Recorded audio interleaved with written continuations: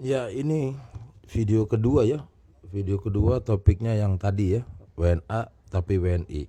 Nah, itu tadi yang di video satu itu kan salah satunya cara untuk mendapatkan warga negara orang, negeri orang. Kan tadi saya bilang banyak cara ya, tapi enggak semua saya uraikan gitu loh ya. Kalau ada yang ini ya silakan inbox. Saya juga ada Facebook meskipun tidak aktif, tapi saya selalu ngetek YouTube ini di apa itu di depannya Facebook itu, ntar bisa di inbox. Facebooknya pakai nama address opinion tapi nyambung ya, enggak pakai spasi gitu. Jadi kalau ada perlu ya suatu ini ya knowledge, suatu apalah pengetahuan skill tentang hal ini saya bisa berikan begitu ya. Karena banyak juga yang namanya rahasia lah begitu, ndak bisa lah di video publik. Nah, salah satu lagi yang paling umum lagi adalah karena perkawinan. Ya, perkawinan. Jadi saya langsung ambil contoh aja Pak ya, supaya gampang ngobrolnya ya. Begini, WNI ya, ambil contoh tetangga aja dah biar gampang dah.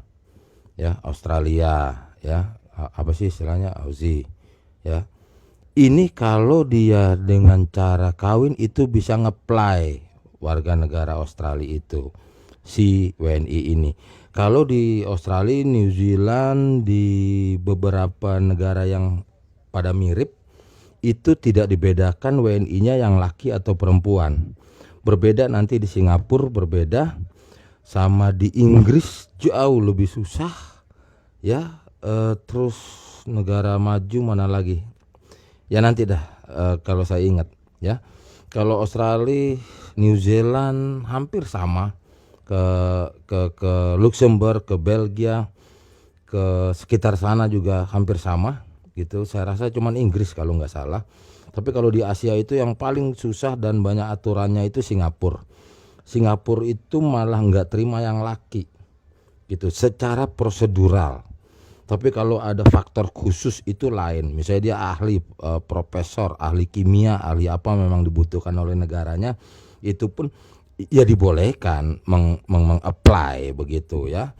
Namun kan mesti ada kekuatannya begitu, dukungannya entah dari mungkin 3 universitas atau dari pemerintahnya sendiri, itu lain cerita ya. Nah, kalau kawin prosesnya memang paspornya si orang WNI itu bisa mati bisa tidak begitu loh. Karena nanti yang nanggung itu memang yang pihak si warga negara Australia itu pasangannya begitu. Apalagi nanti kalau udah punya anak itu lain lagi cerita, jauh lebih kuat. Nah, segala hal ini diproses oleh pengacara setempat. Jadi itu pengajuan ya. Itu pengajuan. Ini bicara yang umum aja ya, bicara yang polos ya, tanpa harus ada faktor khusus seperti tadi saya berikan contoh yang ke Singapura ya. Dan juga jangan lupa ya, di mindset yang mendengarkan video ini, setiap hubungan negara antar negara itu satu sama lain berbeda. Jangan dikira Indonesia dengan Singapura berarti Indonesia dengan Belgia sama, atau dengan terus juga Jepang dengan Singapura sama, enggak gitu ya. Korea dengan Indonesia ya lain gitu loh ya kan. Korea dengan New Zealand ya lain gitu loh. Jadi jangan dikira sama. Saya ambil contoh dulu, orang RRC ya itu bilangnya mainland ya, Cina daratan ya, mainland itu kalau mau berkunjung ke Indonesia itu visanya sangat sulit dan mahal. Itu kalau nggak salah $100 Amerika itu orang RRC mau ke sini. Itu kisaran terakhir dibuka 98 kalau nggak salah, dengan cara ya kalau nggak salah itu karena semenjak reformasi kan ada perubahan peraturan gitu. Sulit sekali. Ya mereka bilang bahwa aduh saya mesti apply visa ke Indonesia coba gitu loh. Jadi berlainan, apalagi dia mau ke Singapura juga susah ke Malaysia juga susah. Jadi seperti mewah gitu, barang mewah mereka mau ke luar negeri. Sama juga dulu yang dari dulu Rusia itu kan Uni Soviet ya. Itu waduh, dia kalau udah nginjak ke negeri orang kayak senang banget begitu. Gitu karena tidak mudah gitu. Nah, memang sekarang dunia berubah dah ya. Nah, jadi kembali lagi salah satunya tadi dengan cara mati ya paspornya. Nah, ini bila mana terjadi apa-apa meskipun tidak ada kewajiban berkas-berkas dari pemerintah Indonesia dalam konteks perkawinan antara dua orang ya, dua bangsa, namun ini si penanggung nanti, apalagi kalau sudah sudah memiliki anak jauh lebih mudah sebetulnya. Nah, proses ini begini, 50-50 bilangnya ya, bisa ditolak bisa enggak. Cuman biasanya si orang WNI ini pakai lawyer ya, pakai pengacara di Australia begitu. Nah, jadi pada saat dia apply, ya kita bicara prosesnya bagus aja. Dapat ya, dapat warga negara Australia dengan alasan kuat karena kawinan dengan orang Australia. Pertanyaannya, KTP dia mati nggak? Gitu loh. Kartu keluarga dia di negara NKRI mati nggak? Tidak jawabnya. Tahu dari mana pemerintahan NKRI tentang si orang ini? Gak tahu apa-apa. Gitu loh. Kenapa demikian? Karena kita tidak menganut warga negara ganda. Gitu loh. Dan waktu pengajuan juga dia akan melihat data bahwa negara Indonesia itu memang tidak menganut itu, maka dia tidak pertanyakan lanjut apakah mau didobel atau enggak juga kan. Gitu loh. Nah, ini jadi waktu saat dia pulang itu berlaku. Nih, tahun berapa? Udah lama juga lah nih, cerita lama. Ada pengusaha hebat, pengusaha pendidikan loh. Saya sebut aja namanya karena sudah puluhan tahun lalu. Ya, dia bisnis, dia buka sekolah bahasa. Ya, orang kita bisnis sana sini, tahunya dia kembangin bisnisnya bukan hanya di bisnis pendidikan. Tahu-tahu dia proses dirinya warga negara Jerman loh pada saat itu. Terus dia utang di bank begitu, zaman itu udah miliaran. Udah dia kabur aja, udah puyeng dah loh nyarinya gitu loh. Karena kenapa? Karena pemerintahan Indonesia, pihak imigrasi kita, pihak apa sih ya, Deplu ya Departemen Luar Negeri ataupun Departemen Dalam Negeri negara kita, nggak ada keterkaitan dengan negara lain akan hal-hal ini gitu. Undang-undang kita tidak tersedia, bahkan waktu pernah diuraikan oleh pejabat imigrasi di TV mengatakan bahwa jadi bilang begini nih, salah satu pasalnya nih kalau nggak salah ya, WNI yang akan menjadi warga negara asing, negara orang lain, bahwa diminta untuk melapor. Siapa yang mau lapor gitu loh. Lihat Pauline Lumowa koruptor, ya kan, jauh-jauh hari sebelum dia korupsi dia sudah warga negara Belanda kalau nggak salah kan. Coba lihat si itu, siapa satu lagi koruptor tadi tuh, jadi lupa dah ya, yang tadi saya sebut itu. Dia punya 3 warga negara Papua Nugini, WNI-nya masih hidup. Terus satu lagi apa itu, lupa saya kemarin, ya kan? Ya Joko Chandra. Nah, ini bukan patut bukan patut dicontoh lah, itu peristiwa itu memang kebijakan khusus itu dari betul-betul udah tingkat RI 1 itu waktu dia ditangkap di Malaysia. Dan juga dia pakai strategi si Joko Chandra. Dia waktu ditangkap dia tidak mau ngomong apa-apa. Akhirnya Kementerian Kehakiman kita, Pak siapa itu ya, Yasona, langsung ambil keputusan, dia dinyatakan dia WNI aja. Padahal apa? Kalau kita mau detail, kalau kita mau kritisi, ngawur dong kementerian itu. Gitu loh. Katanya hangus kalau seorang WNI sudah megang warga negara lain. Ayo. Betul enggak? Ya. Oke, jadi sampai di mana itu? Ya kan, karena perkawinan, maka dia kalau nggak ada yang bocorin, nggak ada yang sentimen, nggak ada yang ngejahatin dia pulang ke Indonesia biasa-biasa aja, KTP, bisnis, buka kredit, apa segala ya. Tuh yang kayak orang pilkada itu. Saya baru lihat tadi itu di Google, namanya Orien apa ya kan, di kabupaten apa, Sabu ya, Sabu apa gitu namanya, di NTT. Nah,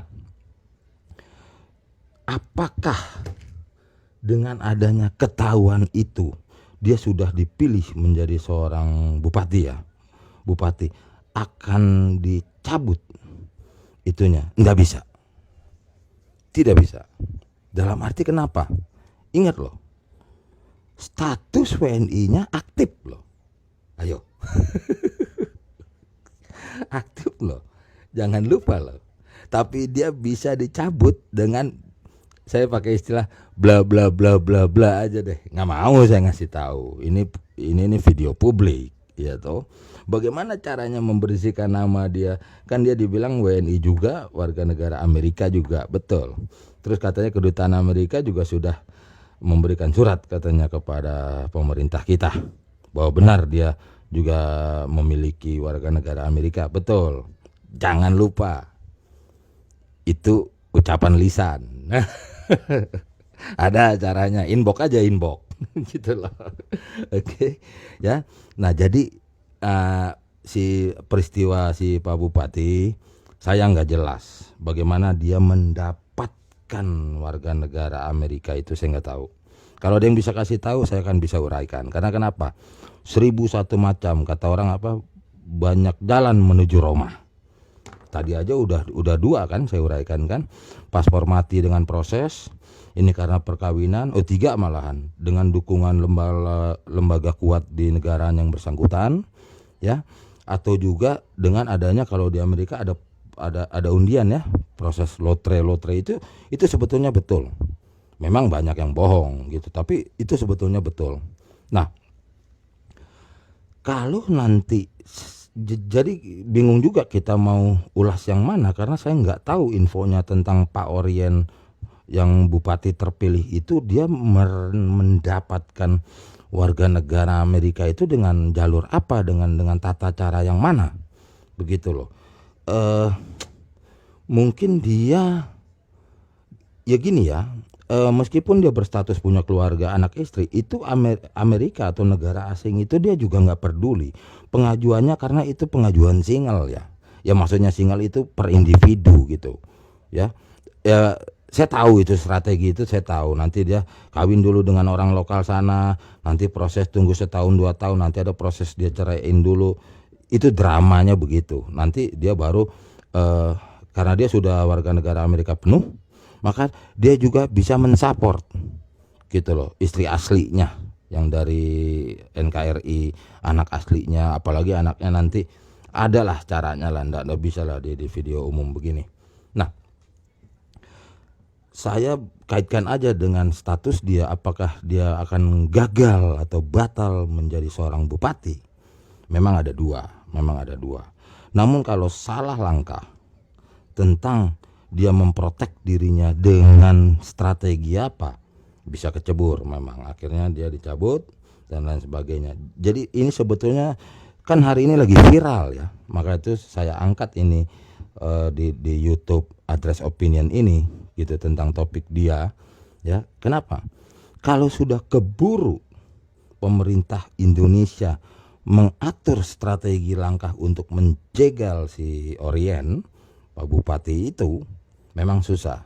Tapi kalau dia katakanlah hari ini nih, besok pagi ya, dia mengerti caranya, lumayan masih ada chance begitu loh. Dia tetap status WNI tidak bisa diganggu, karena itulah hak daripada setiap warga negara mempertahankan kewarganegaraannya, yang dimana tidak ada tanda sedikit pun tentang dia itu warga negaranya hilang atau hangus atau dicabut atau apa, tidak ada gitu loh. Dan juga saya yakin saya nggak boleh bilang yakin dulu, karena Jangan-jangan begini ya, ini saya ngomong belak-belakan dulu ya. Mudah-mudahan dia nggak ada catatan kriminal oleh departemen kita, oleh Kementerian Dalam Negeri kita. Karena nanti itu jadi selah masuk untuk mempospon, begitu loh, ya. Dan juga dia tidak ada problem di Amerikanya, begitu. Karena kenapa? Kalau memang, tapi saya rasa nggak ada. Kenapa? Karena embasinya Amerika sudah menjawab kok ke Kementerian Dalam Negeri kita kok, kalau nggak salah. Menjawab dengan baik gitu. Menjawab dengan baik artinya kan dia bukan buron. Nah itu, jadi kalau dia salah langkah besok, terus ada upaya dari pihak pemerintah Indonesia untuk membatalkan Orion menjadi bupati, masih bisa. Tapi kalau dia mendahului ya untuk mengkokohkan status PNI dia, ada caranya, gitu aja ya, bukan di video umum, begitu aja. Saya coba nanti saya cut dulu di video nomor 2 ini.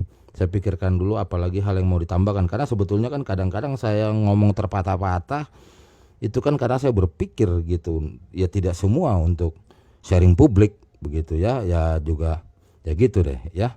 Nanti saya cut dulu, kalau nanti saya lanjut 3 ya 3, kalau enggak ya saya sudahi, saya ganti topik lain gitu ya. Oke, saya cut dulu topik WNA tapi WNI video 2.